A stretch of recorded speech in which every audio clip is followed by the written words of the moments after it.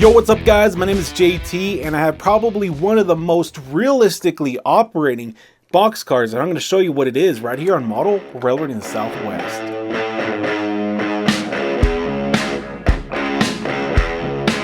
This is the Kadee 50-foot PS1 boxcar and it has a really unique feature, which is an operating cushion underframe. When I first saw this at the Rocky Mountain Train Show earlier this year, I was completely in shock that there was even a car available in HO scale, let alone another scale that has an operating cushion underframe. All the ones I've ever seen, they're all static and they don't move. If you know of any other manufacturers that produce a operating cushion underframe, please let me know. I'd like to know about it because I want to buy some to see how they differ from how this one actually operates. I did some digging around online and I really couldn't find anything else. And the only thing I found was some detailing kits that I don't even know if they're available anymore, that you can actually change over a boxcar over to an operating cushion underframe. If you're not sure what a cushion underframe is, it actually is a system that is put into the car where the body of the car moves independently from the frame on the bottom to prevent any sort of damage to the goods inside the boxcar. So, under any sort of abrupt start, abrupt stop, or just the general coupler slack movement when the train is moving, it keeps the stuff inside the boxcar from moving around and getting damaged. That's pretty much how that works. So let's get this car, take it over the workbench, and check it out. This is my first Kadee branded car. I've always been curious about Kadee just because it's made in the United States, and I want to know the quality and how it runs and how it looks. It comes in this really cool plastic box, as you can see here. There's the end of it if you want to take a look. And here's the back side with some prototype data and some other information about the model. Let's go ahead and open this box up.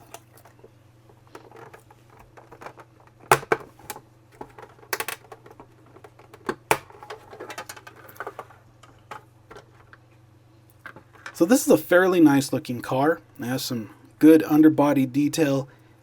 Also some detail on the ends. Now there's one thing that bothers me about this car. Like I said, this is a nice car. Although the plastic on this car is molded in the color as you see. It's molded in this green color and also the red color on the doors, as you can see inside. Now, it really shouldn't be a big deal. Maybe if it was in brown, you really couldn't quite tell. But being that it's in this green color and the red doors, you can certainly tell that it was molded in the plastic that you see here. Now, I really wish they would have just painted it the color that it's in. Now, there's some other high-end models that I've seen that they do produce them in the color that they come in. But, you know, it's just one of those things where just painting the model would have taken it over the top. Now, I hate to be a gripe, you know, sort of a Debbie Downer, but that's just the one gripe that I have about this car. Other than that, it's a great looking car. Let's go ahead and take a look at the details. Let's go ahead and start off with the B end.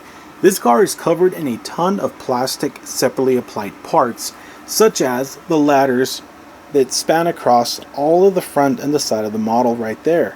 Those ladders are finely done. There's really nothing wrong with them. They don't have any sort of molding process, little nubs on any of it. They look nice.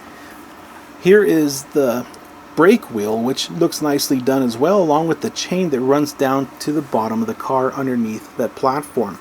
Speaking of the platform, it's a nicely done platform. It's actually see-through. You can see right down through it, and it is separately applied. Here we have a Kadee coupler connected to this draft gearbox that does have a air hose that's attached to the side of it. There is also some uncoupling cut bar detail on the side over here that we will take a better look at later. At this angle, we can take a look at the separately applied ladder just a little bit better. And down below in between these two steps here, you can see that there is some markings or stamps that are painted on the side of the model, which are legible to the naked eye if you have really good vision. If not, under magnification, those look absolutely great. Right below the ladder, you can see that there is a stirrup that is attached to the bottom of the model, which looks quite nice. Below the body of the model, you can see that there is a nicely done truck side, and you can see that there's some spring detail and roller bearing detail on that truck, and nice raised letter stamps that are on the side of the truck. These trucks are made out of metal, which should help it track around your layout just a little bit better, and some metal wheels. At first, it caught me off guard since the wheels were black. I automatically thought that they were plastic. They are absolutely not. These are metal wheels, and they do run really well around the layout. As you can see on the side of the model, there's a Great Northern Railway logo, and just below it there's some other stamps on the side of the model which look nice and crisp, and they look quite good. The overall mold of this boxcar is quite nice. You can see all of the welding seams all along the side of the model, including various rivet detail all along the model itself. This door is molded quite well as well. You can see that there is a handle on the side of that door which is not separately applied. It looks like it should be, but it's not. It's actually molded to the actual door. And on the door you can see that there's more stamping detail as well, and like I mentioned before, you can open this door and it does slide open fairly easily, as you can see there. Inside the model you can see that there is a floor in there which does have the appearance of wood, and it does look nice. If you were to take this model and detail it and actually add some weathering to it, you can make that floor look pretty nice. It does have enough wood grain detail to make it appear that it would be real. There's not a whole lot more that we can mention about on the end of the car, but we can take a look at the coupler cut bar detail underneath the body of the car, which is nicely done, nice and thin. It is not too bulky whatsoever. And at this angle we can take a look at the trucks just a little bit more, and we can see that the spring detail is actually quite three-dimensional. There's actually like 4 springs that you can see on the side of that truck, and there is a stirrup on the bottom of the body. As we take a look at the underside of the car, I can say that Kadee did an excellent job on their detail. It looks very, very good. You can see that there's air reservoir detail and a bunch of other piping detail, and you can even see the wood grain underneath the car, as you can see there. There's rivet detail, and you can see that these trucks are metal, like I mentioned earlier. Very nicely done. I like that this car does have the metal trucks, and it does give it some good weight to it. I did mention earlier that the cushion underframe does operate, so I'm going to demonstrate that for you real quick to show you what it looks like underneath the car. As you can see, it does move back and forth from either direction, as you can see there, and all of the details that are attached to the frame are not obscuring anything and getting caught on anything while it slides back and forth.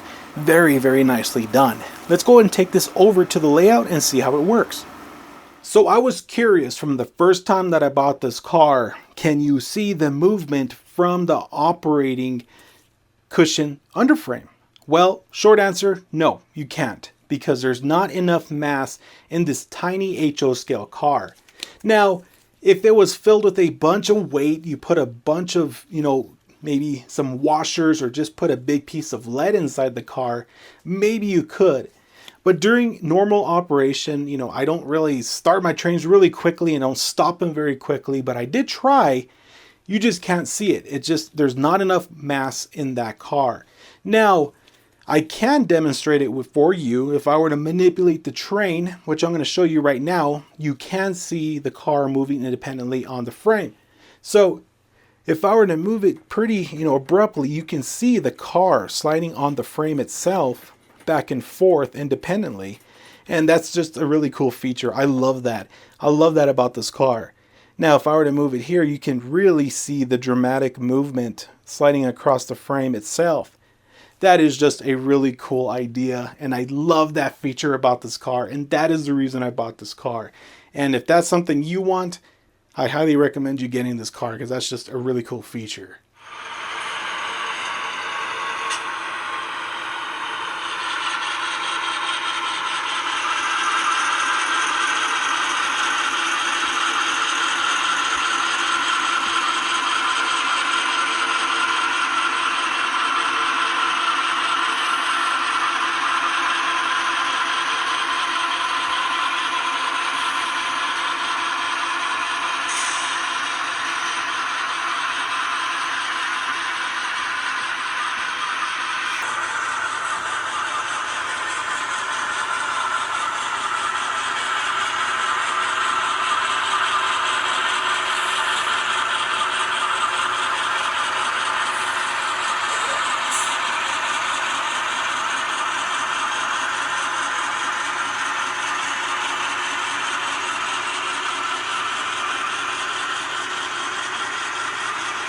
So overall, I think that KD did a really good job on this car. It has great detail.